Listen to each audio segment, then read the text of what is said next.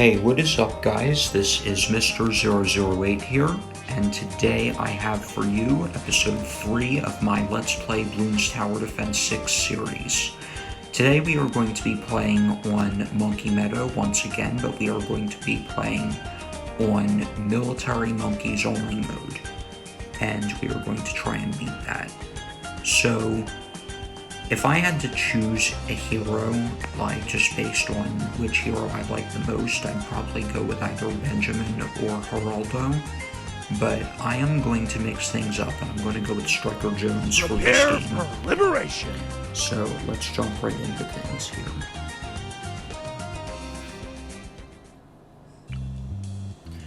So Military Monkeys Only is a little interesting on maps that do not have water, because you only have 5 towers to choose from rather than 7. So I am going to start off with the only tower that I can afford, and that is a Sniper Monkey. So on medium difficulty, the balloons move a little bit faster than on easy mode. It's not that big of a difference, but it is a noticeable difference. And they move even faster on hard mode, and I'm not sure if they're even faster than that or not on impoppable mode. So we may lose a few lives here, but I'm just going to let these balloons leak. It doesn't matter if we lose a few lives. So let's talk about the gameplay. So we have to beat round 60 this time, which is the same round we had to beat on deflation, but towers are more expensive, upgrades, heroes are all more expensive because this is medium mode, not easy mode. And Moab class balloons have reduced health in easy mode, reduced by 33%, I think. So the Moabs will be stronger in this game mode, so that is something to take into account, but I don't think it will I love the smell of cause bubble any wrap in the problems with my morning. strategy. So I'm going to start with Striker Jones and put him right in the center of the map where he has a nice range, and I am going to also probably go for a Mortar next, which Mortars are known for not being a very popular tower in BTB6, at least among the fan bases that I have seen. But I have seen some strategies that do use the Mortar quite well. And in fact, the Bloons YouTuber that I've watched the longest so far, and I'm still watching his videos, Chris, aka Super John Bombo, especially has a mortar that he really likes, and that's the Middle Path Artillery Battery.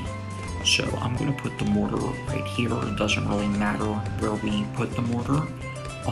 In fact, it may be better to put the mortar in range of Striker Jones. So let's see if there are any buffs that only affect towers in range.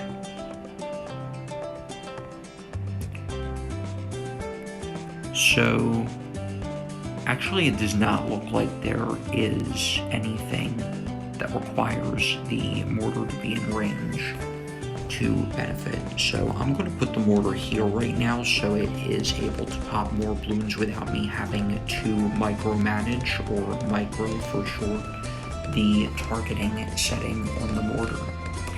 And I think that's the reason why a lot of players don't like the mortar, is that you have to manually target it.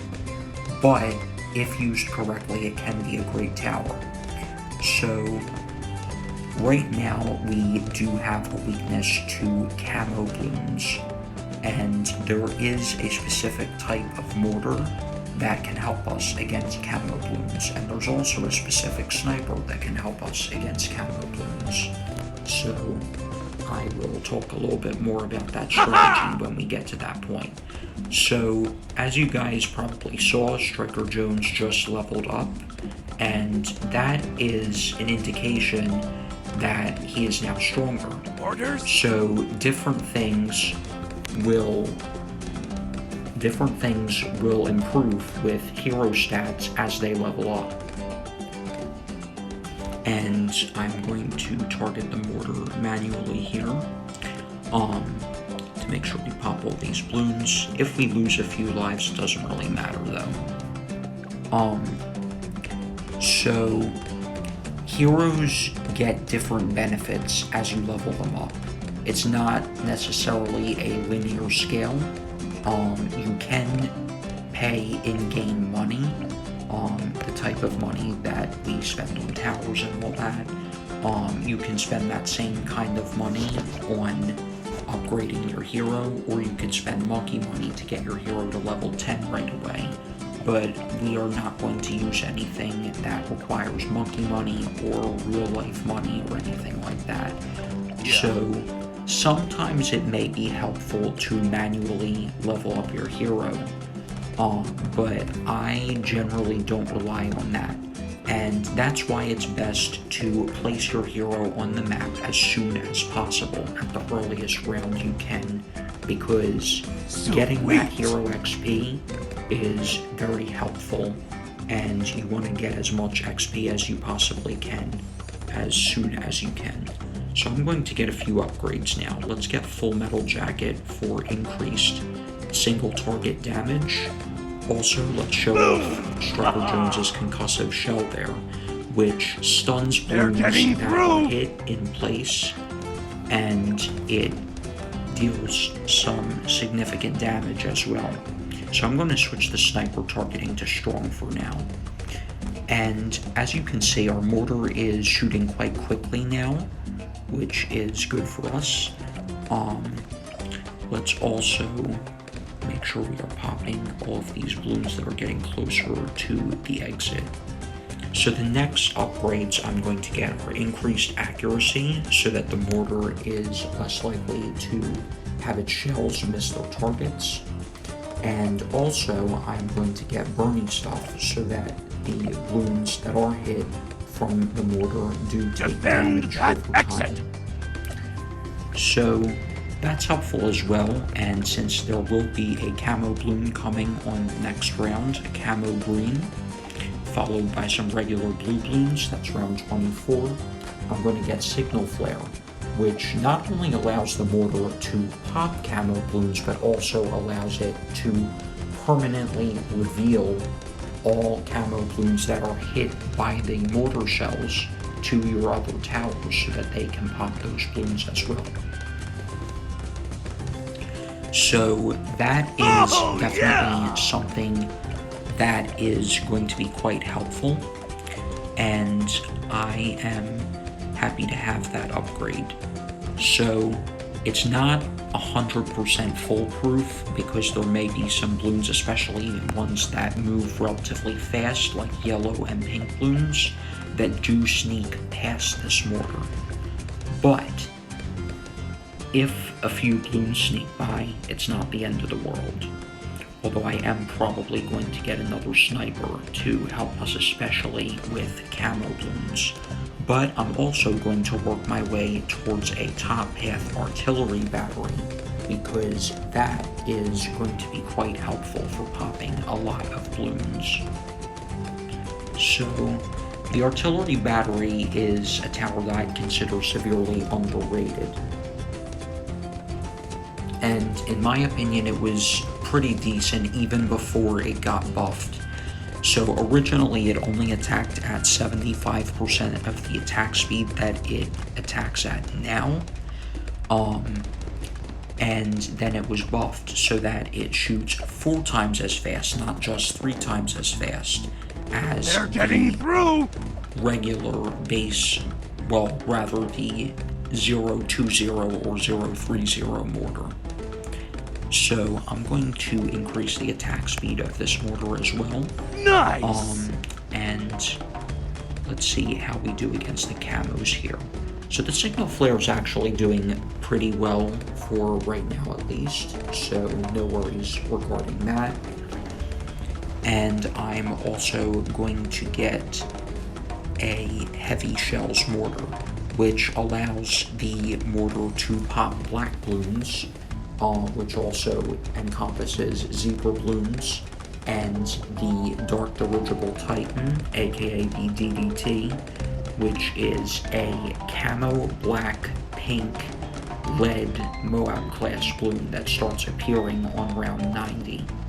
So we won't have to deal with DDTs this game, obviously, but if we remove the camo property, Heavy Shells allows the mortar to pop that bloon type as well, because that bloon type has black properties and thus is immune to anything explosive. So we have enough money, so I'm going to get the artillery battery, and look at how fast it is attacking. That is quite a lot of popping power there, and it shoots 10% faster than it normally does, I'm pretty sure, because of a buff for Striker Jones, or by Striker Jones rather, and the blast radius is 10% larger as well. So actually there is an upgrade, it looks like, that specifically benefits towers in range, bomb shooters specifically, starting at level 8 for Striker Jones. So I'm going to micro this mortar, and it's not that bad against Moabs, honestly. I would not rely on it to pop Moabs though, so instead we are going to get a different tower that can pop Moab class bloons pretty easily, or at the very least provide a good bit of support. So let's also I'm going to put a second mortar to target right here at a separate intersection from this one. I'm also going to upgrade this one to 023 so that it can detect camo bloons and remove camo properties from those bloons. So the next thing I'm going to get is a 4th tier top path sniper. So large caliber increases damage from 4 to 7. Deadly precision, I'm pretty sure, increases to 20 damage per shot, and increased ceramic damage, so even fortified ceramics are one-shotted by this upgrade. So let's check the description. Yes, 20 damage per shot. And then the main Moab deals even more damage and stuns Moab class bloons. So we are going to get faster firing on that sniper. The shrapnel shot cross path, that's the 2nd tier middle path upgrade, that is pretty helpful on these snipers as well. However, it comes at the cost of the sniper attacking more slowly, and there are not that many Moabs to worry about on medium difficulty, so I think I'd rather have the extra attack speed rather than the extra pierce from the shrapnel. So continuing on, we do have quite a bit of money here, so I think that I'm going to show off another tower, one that was recently buffed, at least with the cross path that I am going to get in the most recent update, and is also good at popping Moabs and camo bloons, which are the main 2 weaknesses of our artillery battery. So I'm going to get a Monkey Ace right here, and I'm going to upgrade to Rapid Fire for increased attack speed. Lots more darts increase the number of darts shot per attack from 8 to 12. Fighter plane increases the flight speed. It does not increase the attack speed, but it increases the flight speed of the plane, and it also launches anti-Moab missiles that do not do anything to regular bloons, but they do deal quite a bit of damage to Moab class bloons. Then we can make those anti-Moab missiles even stronger with Operation Dartstorm, and it shoots 16 darts per attack, and it shoots them even faster, so it is better against regular bloons as well. I'm going to put this plane on Figure Infinite so that it is more like, so it's still on the map at all times, Then there's the exploding pineapple.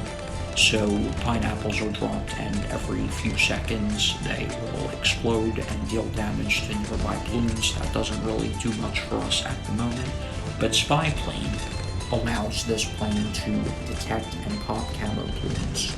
And it also, as of version 31.0, the most recent update, the one that added Geraldo to the game, it also increases the damage dealt per dart to camo balloons in particular, and I think it also buffs the pineapples against camo balloons as well. That buff is removed if camo status or the camo property is removed from the balloon that is like the camo balloons that were originally camo but are no longer camo because of something like a signal flare or a submerged sub or anything similar. So that's going to wrap it up for today's video, you guys. Thank you all for watching. I hope you have enjoyed. There is plenty more to go over in future BTD6 videos about how different towers work, and I am looking forward to that. I hope you all are as well. I hope you enjoyed the video. If you did enjoy, make sure to leave a like and subscribe for more interesting content, and I'll talk to you all again in the next video. Peace out.